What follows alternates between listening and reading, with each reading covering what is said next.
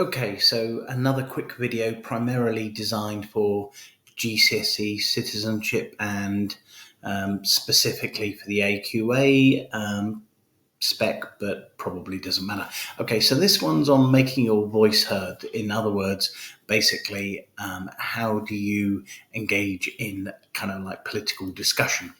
Okay, so the first thing to say is that obviously we live in a democracy, so you should be familiar with what that means. As a democratic country, the UK encourages its citizens, maybe we could have a debate about that, to hold those in power to account. And that can be done in a number of ways. For example, you could join a political party, you could stand for election, you could campaign, lobby, or create a petition, you could demonstrate or volunteer. Now, these are all personal actions, and you'll need to understand the advantage and disadvantage of these. For example, whether it's likely to be effective. So in terms of, creating a petition, that's absolutely fine, but are you going to get enough signatures? Remember, 100,000 signatures are required to have a debate in Parliament.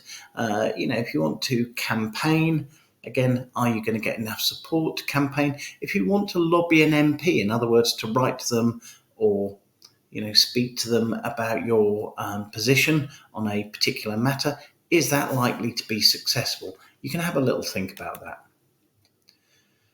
Okay, so the next thing is the different groups within society that allow us to kind of put forward our different views. And one of the key foci of the exams is the role of different groups and organisations.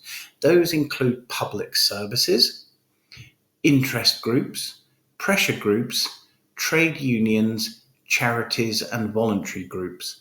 I would say that the ones that come up in the exam more often are obviously pressure groups. So those are kind of groups that look into single issues. For example, RSPCA focuses on the well-being of animals.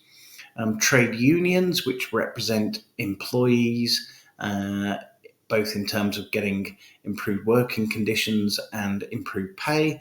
Then you've got charities or non-governmental organisations. So again, that kind of phrase is interchangeable. And there's also those kind of like voluntary groups. Okay, the last thing I'm going to mention in this video is British values. Now, British values are going to come up in both life in modern Britain and also rights and responsibilities. Now, I should say they're a bit weird. People have said that British values are really important. So, for example, the Ofsted will come in and they will want to determine whether British values are being taught in your school. But in actual fact, most people would probably argue that British values are just basically, values that most people would accept are kind of good things. So, for example, having individual liberty, such as freedom of speech, obeying the rule of law, being a party to democracy, being tolerant of other people, and showing mutual respect. So overall, perhaps not very exciting, but again, they're likely to come up in the exam.